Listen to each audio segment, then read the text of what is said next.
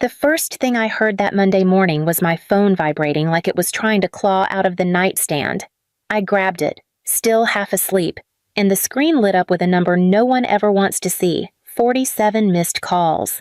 All of them stacked one after another: Ethan Cole, HR, accounting, vendor relations, and 3 department heads from Evermark Logistics Solutions.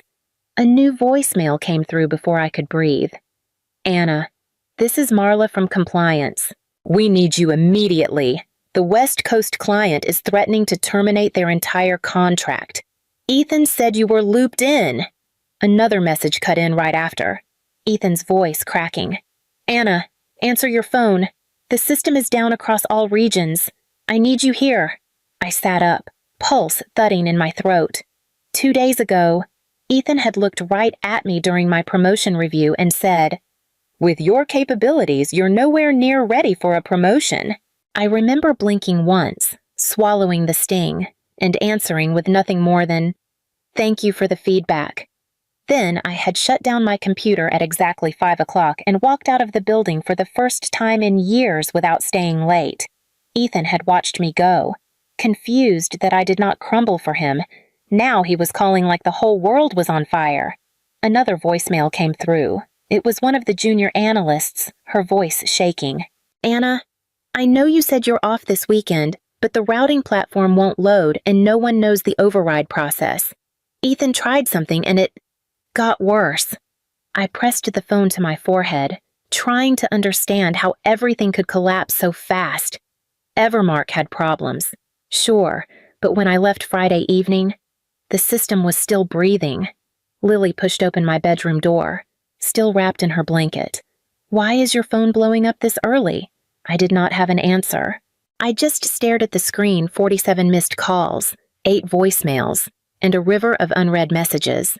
Somewhere between Friday at 5 o'clock and this morning, something inside Evermark had snapped, and somehow, all of it now pointed back to me. I slid out of bed and reached for my clothes, knowing I needed to face whatever waited downtown. 2 days before the chaos, I walked into the small conference room on the 4th floor with a folder full of data and something I had not felt in a while: hope. 4 years of rebuilding Evermark's operations had to count for something. Ethan Cole was already seated, tapping a pen against the table. "Sit. Anna, let's just get straight into this." I sat across from him and opened my folder. I compiled performance metrics for the past year. Error rates dropped by over 30%. And the West Coast client. He raised a hand. "Numbers aren't the issue." My voice faltered. "Then what is?" Ethan leaned back like he was settling into a comfortable insult. "You're nowhere near ready for a promotion." The words landed with a dull thud inside my chest. He continued, almost casually, "You lack leadership presence. Someone like you works best in a supportive capacity." I stared at him. "I built the entire cross-department escalation system." "Yes. And it is fine for what it is," he said. Flipping through a set of slides I instantly recognized as mine: my formatting, my phrasing, even the workaround graphics I designed at midnight months ago. But leadership requires visibility, authority, charisma. I tried to keep my voice steady. "You presented my workflow redesign to senior management last quarter." Ethan shrugged. "Because I had to. Optics matter, and frankly, an external candidate may be a better fit for the direction we are going." So that was it, the role I shaped, handed to someone who had never wrestled with a broken vendor system at 2 in the morning or managed a client on the verge of walking. I felt the first hairline fracture inside me. Not quite anger. Not yet. Just a cold, steady realization that the person who depended on my work the most had no intention of ever acknowledging it. Ethan capped his pen. "Take this as constructive feedback. Grow from it." I closed my folder slowly, almost carefully, like if I moved too fast I might break apart. Then I stood, nodded once, and walked out of the room, the fracture widening with every step. When I left Ethan's meeting, the hall felt strangely quiet, as if the building already knew something was shifting inside me. I stepped into my workspace, and before I could sit, my phone lit up with 3 messages. Anna, the vendor portal froze again. Devin from accounting called across the aisle. Can you work your magic? I kept my voice even. I will look at it after I finish the reconciliation review. He nodded, already relieved, as if nothing had changed at all. Before noon, I had mediated a logistics misrouting issue, rewritten a communication template for customer relations, and untangled a purchase order mishap caused by a junior team member who whispered, "I am sorry. Ethan said you could fix it faster." That was the story of my job. Everyone assumed I would catch what fell. Most nights, I stayed until 8 or sometimes 10 just to prevent the next day from catching fire. I drafted training manuals for processes no one bothered to learn. People praised the results but never asked who produced them. When I finally logged off that evening, my sister Lily was waiting at the kitchen table. Homework spread everywhere. "You missed the parent meeting again," she said quietly. My chest tightened. "I know. I am sorry." She pushed her notebook aside. "I get that you have to work, but I wish you did not have to work so much." I did not have an answer. I only managed a tired nod before my phone buzzed again.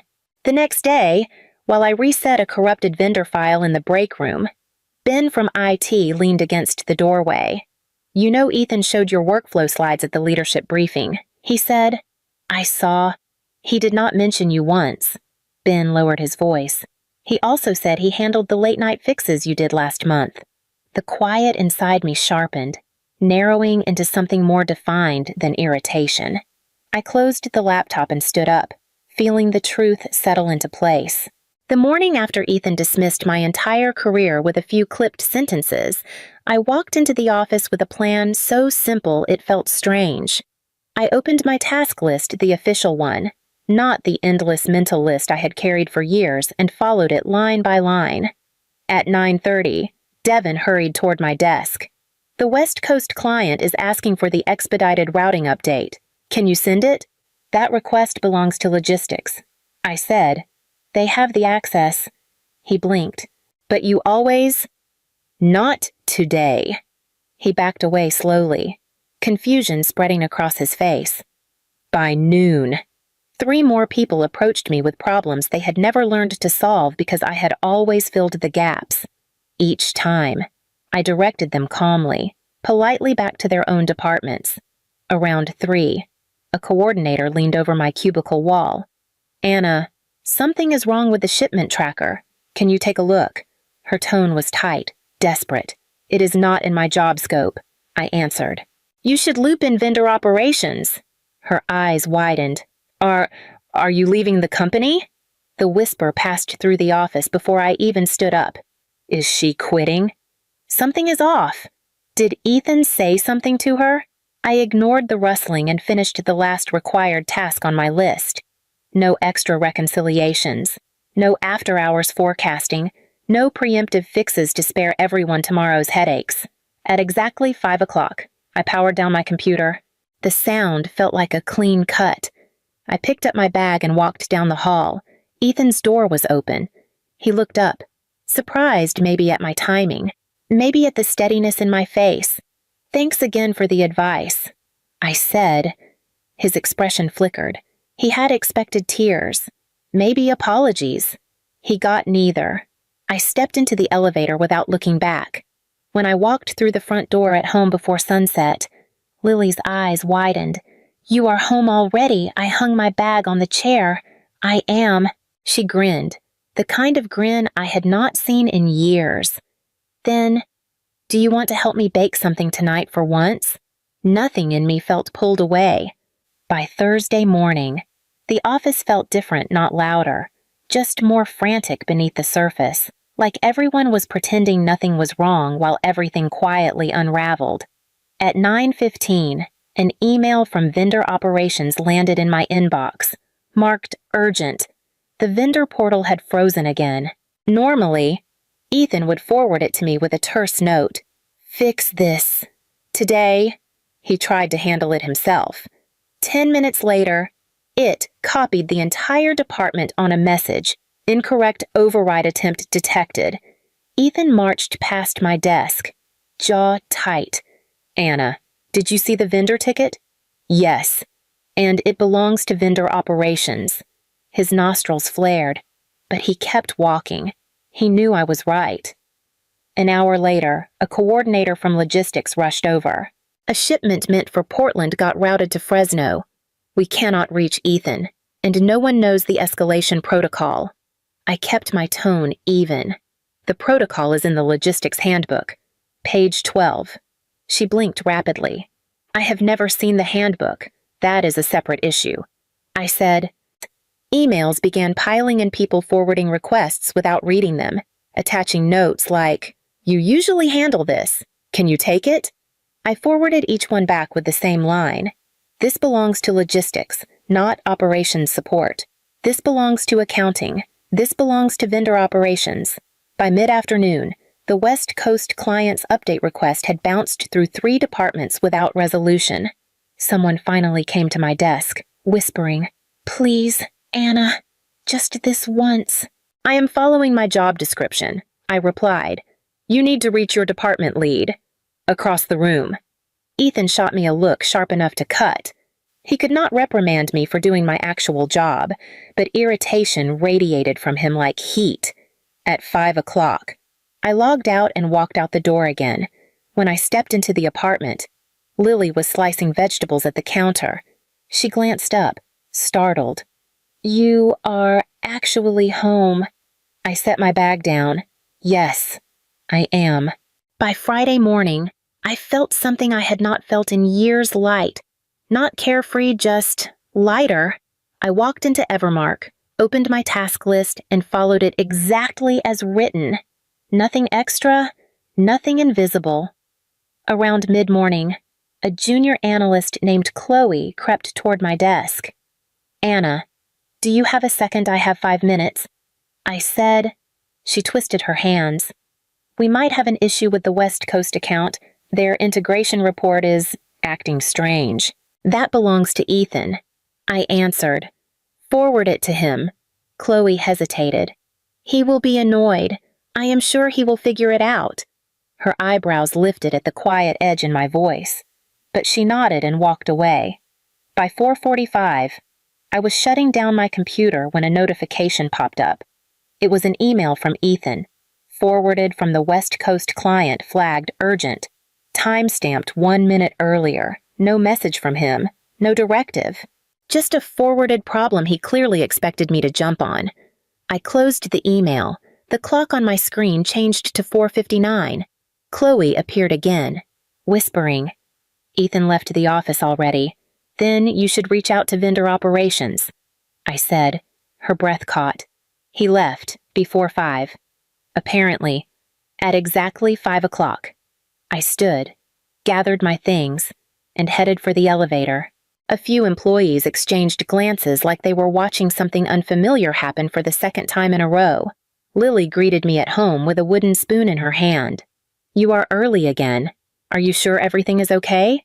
I kicked off my shoes. "Everything is fine tonight." We made dinner together, her teasing me for chopping vegetables too slowly, me pretending to be offended.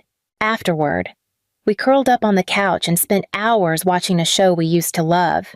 The kind of night I had forgotten was possible. My phone sat face down on the coffee table. I never reached for it. When I finally went to bed, I fell asleep fast, wrapped in the feeling that my life finally fit around me instead of crushing me flat. And for the first time in months, I did not brace for what the next workday might bring. By the time I pulled myself upright in bed, the phone was still vibrating. I opened the voicemail list, and the first message began playing automatically. "Anna, this is Marla from compliance. We have an audit flag on the West Coast integration. There are data mismatches across all regions. We need clarification on your escalation notes." My escalation notes, the ones Ethan never once asked about. The next message bled in without a pause. "Anna, this is Victor from Vendor Relations. The shipment tracker is down. Ethan said you were the point of contact listed in the integration file. Please call back." I froze. Point of contact, I had never been listed as that. Then, Ethan's voice cut through the room, frantic and breathless. "Anna, answer your phone. The entire system collapsed overnight. The client is furious. I told them you were monitoring this. Pick up. He had told them I was monitoring it. Another voicemail chimed. Harsher. Anna, this is HR. We need to speak with you immediately regarding possible compliance breaches. Call back as soon as you can. My stomach tightened, heat rising behind my ribs. Ethan had set the trap so neatly, my name in documents I had never touched, responsibilities I had never been assigned. And now the perfect narrative, the quiet, dependable employee who suddenly failed. The next voicemail was from a vice president I had never spoken to directly. His tone was clipped. Anna, Ethan informed us you were aware of these risks last week. We need confirmation that you escalated properly. I pressed my fist against my knee, steadying myself. He was not just panicking, he was trying to bury me. The final voicemail played, and the shift in tone was immediate. Anna, this is Deputy Director Harmon. We have reviewed the internal logs. It appears Ethan redirected responsibilities without authorization. We need you here as soon as possible. You are the only one who understands the original framework. The room went still. Somewhere between Friday evening and this morning, Ethan had tried to rewrite the story, but Evermark had finally seen the truth hidden beneath the collapse. By the time I reached Evermark's lobby, my phone was still buzzing, but the building itself felt unnervingly silent. The receptionist glanced up with relief. They are waiting in conference room B. When I pushed open the door, every face turned toward me, executives from operations and compliance, 2 legal officers, HR, department heads, and Ethan, seated at the end of the table, pale and stiff. He stood quickly. Anna, we need to discuss your role in the escalation failure. You should have. I cut him off gently. Before we begin, I need clarity on what, exactly, you believe my role was. Deputy Director Harmon gestured for me to sit. Ms. Hayes, Ethan reports that you were aware of risks and failed to escalate properly. I set my laptop on the table and opened a folder. Then let us review. Ethan shifted. This is unnecessary. I ignored him and clicked open the first email. 3 months ago, I requested additional staffing for the integration workload. Ethan declined. I slid the printout across the table. Then another. Here is the message where I warned of system instability after the vendor update. And another. Here is the timestamp showing Ethan deleted my follow-up instead of forwarding it. Ethan's jaw clenched. You are twisting. I am presenting facts. I placed a thick binder on the table. This is the full operations manual. Every protocol failure in the past 48 hours is outlined clearly. No one reviewed it. One of the legal officers adjusted her glasses. We also interviewed the external auditor. He confirmed that shortcuts were taken on the integration sequence. Harmon turned to Ethan. Shortcuts you approved. Ethan's face drained of color. He stopped when the vice president raised a hand. Enough. The room shifted toward me. The weight of authority changing direction. Ms. Hayes, the vice president said carefully. What would it take for you to help us stabilize this today? Ethan exhaled sharply, panic flickering behind his eyes, as though he finally understood the ground was no longer beneath his feet. The conference room fell into an uneasy quiet after the vice president's question. Ethan stared at me as if waiting for me to crumble, as if I would step back into the role he had carved out for me, silent, obedient, invisible. I folded my hands. Before I agree to anything, I want my role defined properly. Harmon nodded. Go on. I want the position of Director of Operational Integrity. I said, with authority to rebuild our processes from the ground up. Ethan snapped. That is excessive. No, I replied calmly. It is necessary. I continued. I want full hiring power to staff the department adequately, and if you expect crisis management outside standard hours, it must be compensated and formally assigned. The vice president looked at the legal officers, then back to me. What else, Ethan cannot be in any supervisory position over me? A muscle tightened in Ethan's jaw. This is a personal attack. It is a protective measure, I said. You tried to attribute undocumented responsibilities to me. You attempted to use my name to avoid accountability. I am done enabling that." Harmon exchanged a look with HR. "Ms. Hayes, I should tell you that before you arrived. We reviewed the auditor's findings and internal logs. Ethan will be removed from management and placed on performance review effective immediately." Ethan's breathing hitched. "You cannot. You left the company exposed," Harmon said. "This decision is final." The shift in the room settled fully, then authority turning, balance changing. I closed my laptop. If those terms stand, I will stabilize the West Coast integration, but I will lead it my way. The vice president extended his hand. "Then consider them approved." I stood and gathered my notes. Ethan could not even look at me. Within the hour, I was coordinating teams across 3 departments, issuing step-by-step directives, and restoring order to the mess Ethan had created. My voice was steady. My decisions were respected.